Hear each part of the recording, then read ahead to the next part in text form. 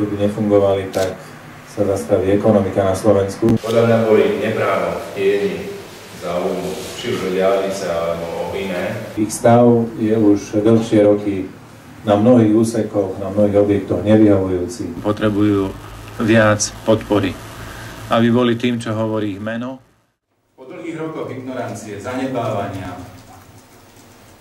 sme do centra záujmu posunuli cesty prvej triedy na Slovensku. V tomto roku a v budúcom chceme zrekonštruovať, obnoviť, upraviť podstatným spôsobom takmer 700 km ciest prvej triedy a k tomu 40 mostov. Minulého týždňa sme končili na východe taký jeden pekný balík obnovy 100 km ciest prvej triedy na Slovensku, aby sa naozaj stávali jednotkami aj podľa kvality, nielen podľa mena.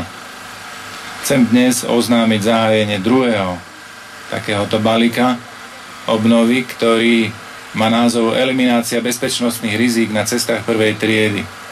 Pôjde o oveľa väčší rozsah a charakter prác po celom Slovensku, ktorý na kilometre dosahuje rozmer 570 km.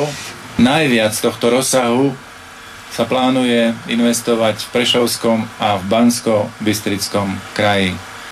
Minulého roku do jesene sa podarilo rekonštruovať vyše 100 km týchto ciest, čo je nebývalý objem, najväčší za posledné roky. A teraz už sú vysúťažené čiastočne a zároveň pokračujú obstarávania na celkovo 570 km ciest prvej triedy na Slovensku pre rok 2012. Je to za poldruhá roka viac kilometrov než predtým za 6 rokov spolu. Jednotky si to zaslúžia.